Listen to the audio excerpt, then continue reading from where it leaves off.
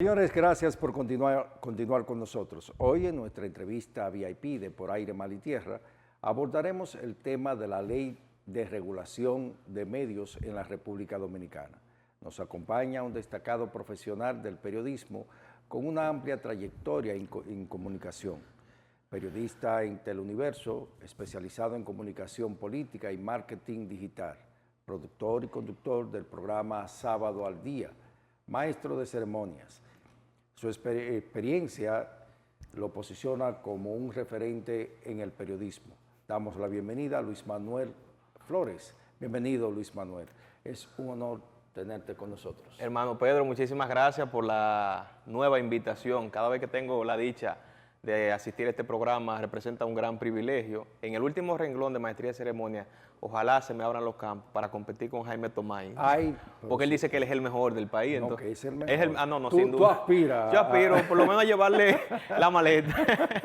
Y bueno, agradecido doblemente por esta oportunidad, digamos, al azar, ¿verdad? Porque hoy es un día muy especial, es el Día de las Madres. Así es. Y yo después que tengo mis hijos entiendo que tú no conoces el valor de la madre hasta que no te toca ser papá. Ahí es que tú te das cuenta la desventaja en la que estamos o la ventaja que nos lleva la mujer frente al rol como parte de la familia y de la sociedad. O sea que aprovecho para felicitar también a todas las madres en este día. La verdad que el rol de las madres para mí es la representante directa de Dios en la tierra. Yo creo que sí. Es un ser muy es lo más especial. parecido, dice alguien. Luis Manuel, ¿por qué a la Ley de Regulación de Medios en la República Dominicana se le ha puesto el mote de Ley Mordaza?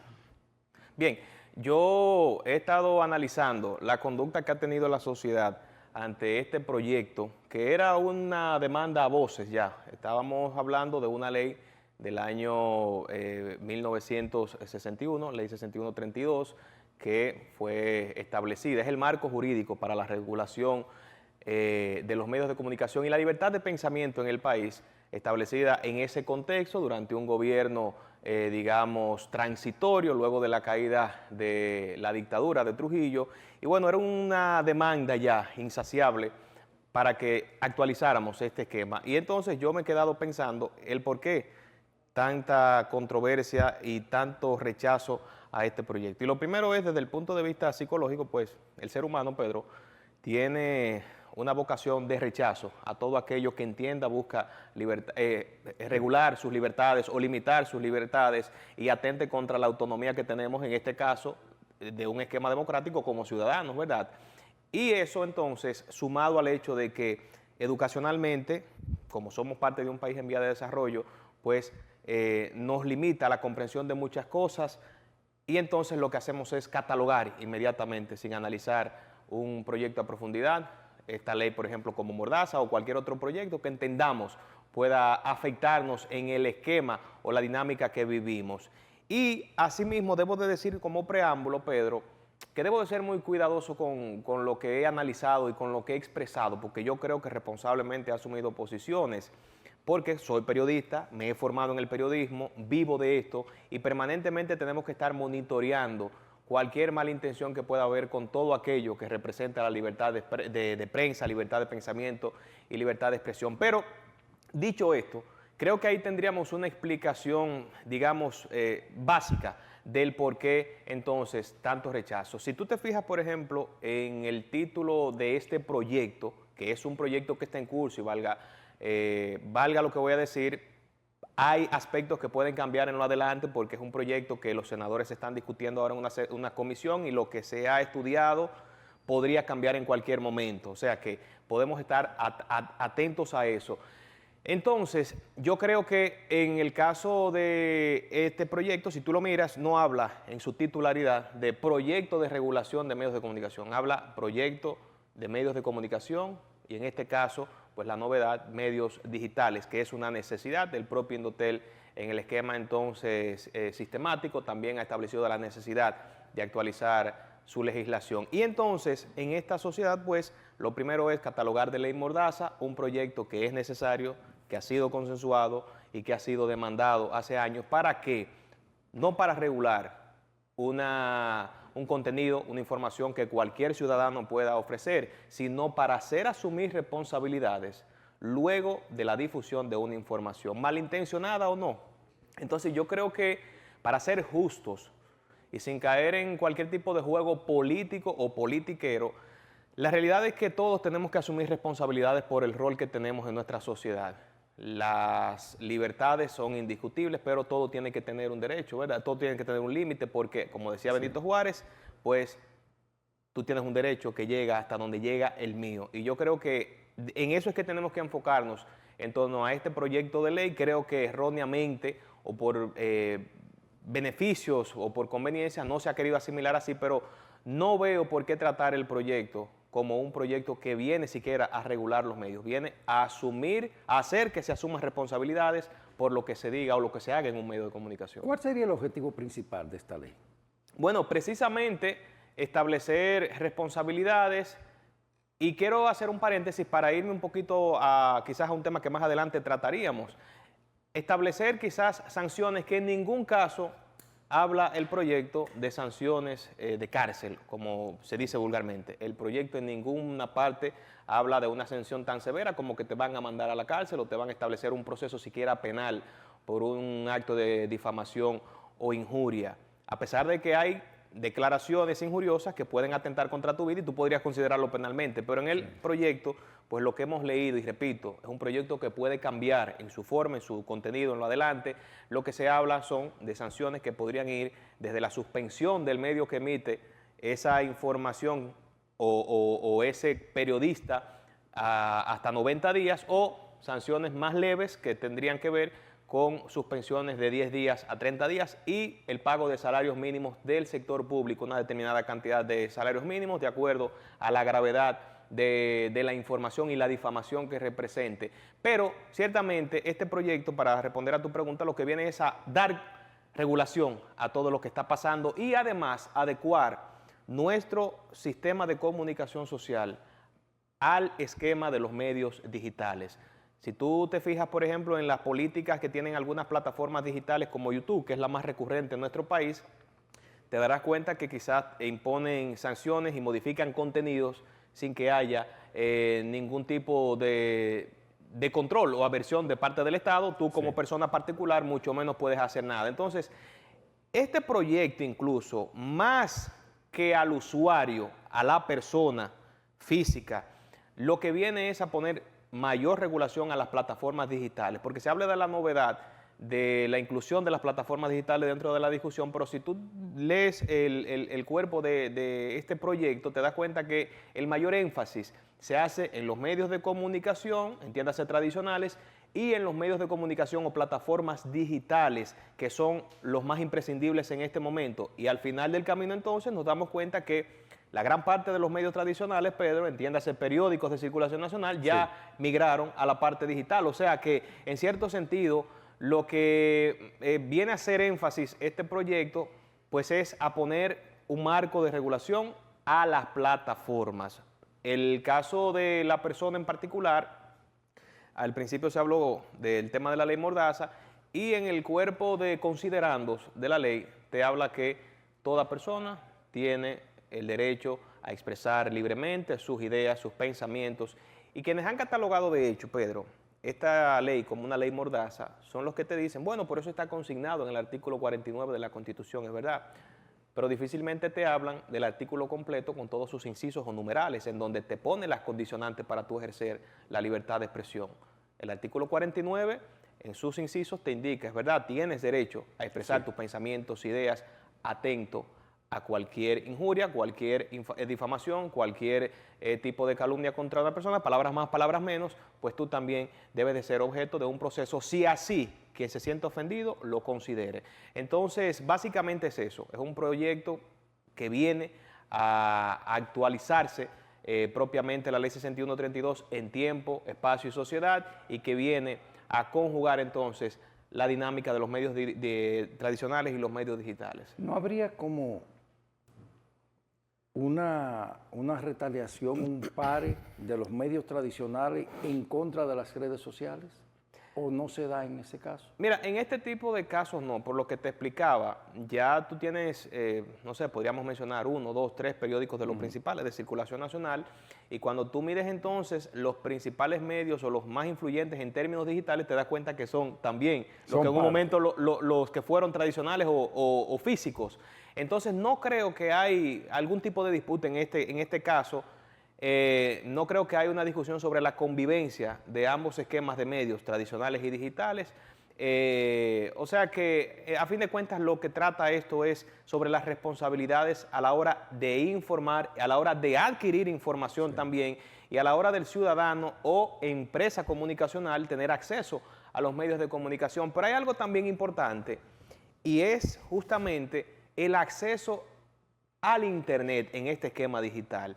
Fíjate que las estadísticas más recientes del año pasado, tanto de la Oficina Nacional de Estadísticas junto al INTEC y también el caso del Indotel, te indican que aproximadamente el 90%, 91% de la población dominicana tiene acceso a Internet. ¿Pero qué tipo de Internet? Un Internet deficiente. Solo el 21% de la población tiene acceso a un Internet de calidad. ¿Qué significa esto?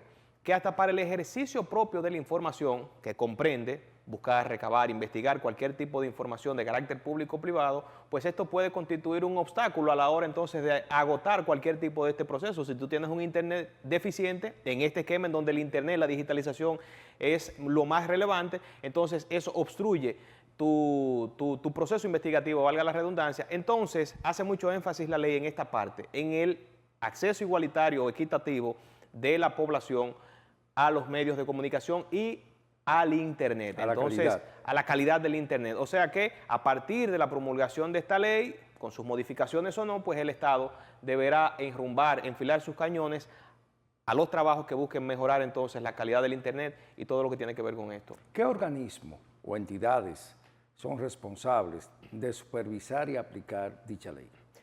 Bueno, en este caso estamos hablando de la creación del INACOM, que afortunadamente, Pedro, viene a suprimir un organismo que también lo hemos criticado porque existe, pero entendemos que no funciona y no funciona, que es la Comisión de Espectáculos Públicos y Radiofonía, suscrita o adscrita al Ministerio de Cultura. Igual el INACOM, que se crea mediante este proyecto, estaría adscrito al Ministerio de Cultura. Y aquí es donde yo digo que lo importante del proyecto, lo más importante es leerlo. Cuando profundizas en la lectura de los artículos pertinentes del INACOM y la creación del INACOM, te das cuenta que si bien está adscrito a un ministerio, o sea, a un órgano centralizado, tendrá autonomía funcional, administrativa, financiera, presupuestaria, etcétera, etcétera, etcétera, lo que te da a ti, digamos, cierto nivel de garantía de que no habrá influencias políticas, pero en ese caso, digamos que no está del todo garantizado el que no habrá una manipulación de los medios o que siempre habrá una intención política. Me parece interesantísimo algo, una condicionante. En tiempos de pre-campaña y campaña, la Junta Central Electoral entonces tendrá la asunción de todo lo que tiene que ver con la regulación de los medios de comunicación, quitando esa facultad al INACOM en cuanto a los contenidos de carácter político electoral. Me parece una medida fantástica. Que seguiría normal. Seguiría entonces el INACOM regulando otros tipos de contenidos, ¿verdad? O las políticas administrativas que se implementen en este caso, pero en el tema de lo político electoral, que es el principal temor de la población.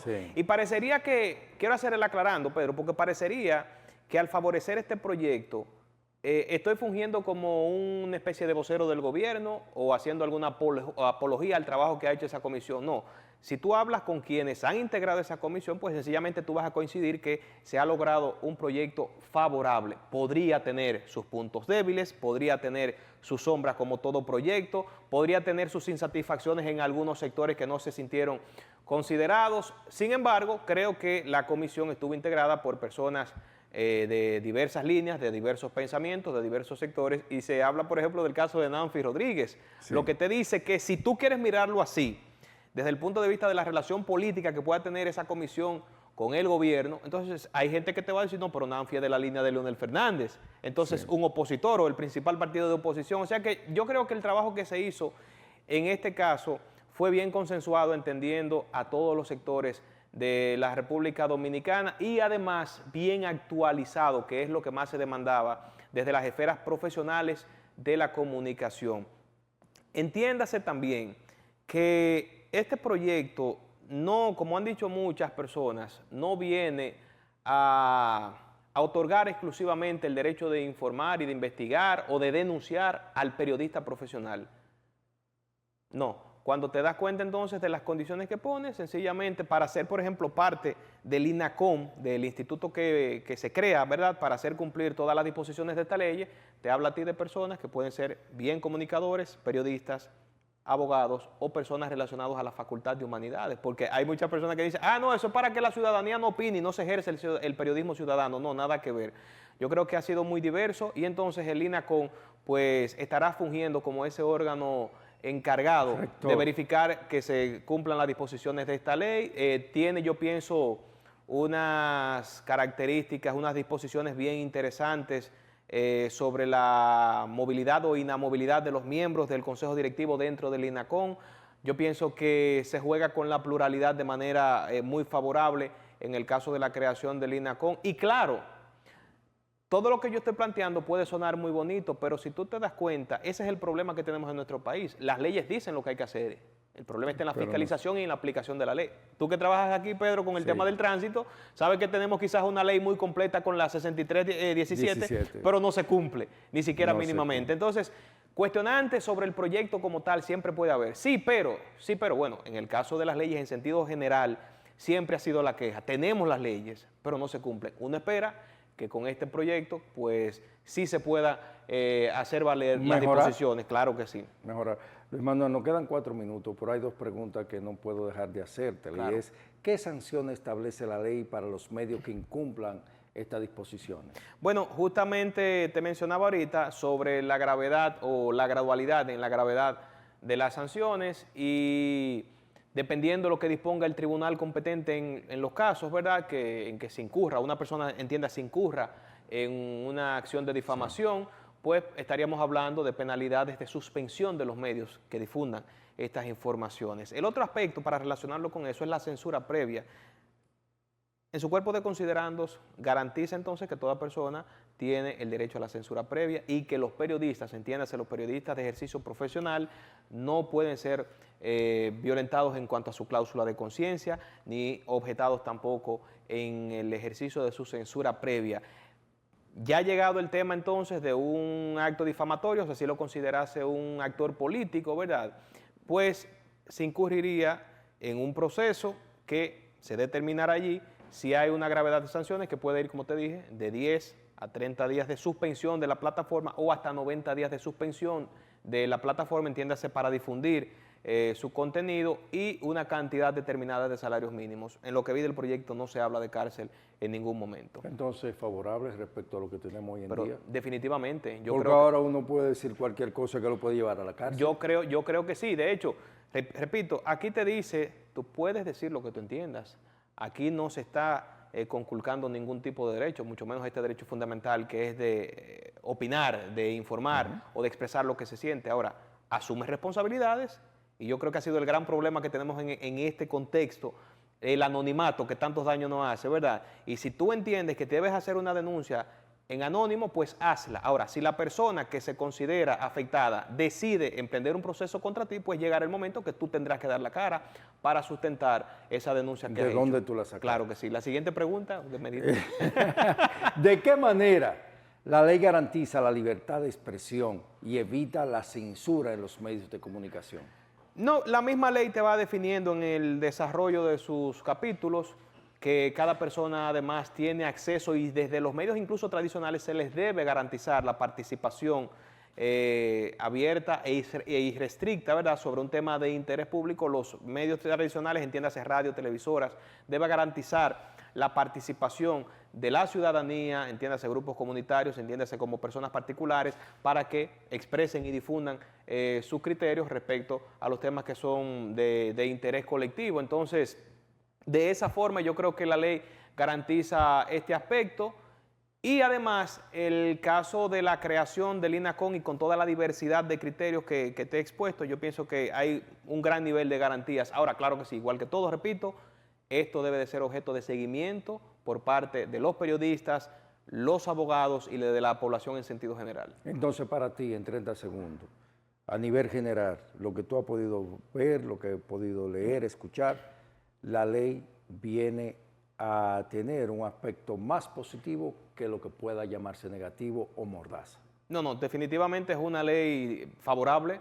Yo la podría considerar ampliamente positiva. Date cuenta que uno de los principales problemas que expone las Naciones Unidas en este contexto también en el que tenemos que lidiar con los casos de inteligencia artificial, uno de los principales problemas son las noticias falsas. Y en la República Dominicana, pese al alto nivel de acceso a las redes sociales, el gran registro que tenemos de usuarios de redes sociales, más de 7.5 millones de dominicanos tienen redes sociales, sin embargo, más de un 60% admite haber difundido información falsa y eso representa un grave problema para la democracia. O sea que yo creo que este proyecto es sumamente favorable y llega en un tiempo oportuno. Debió haber llegado antes, pero llega en un tiempo oportuno. Bienvenida sea. Gracias, Luis Manuel Flores, por haber estado con nosotros. Gracias, Pedro, por la Y invitación. próximamente te llamaremos de nuevo. Somos tuyos.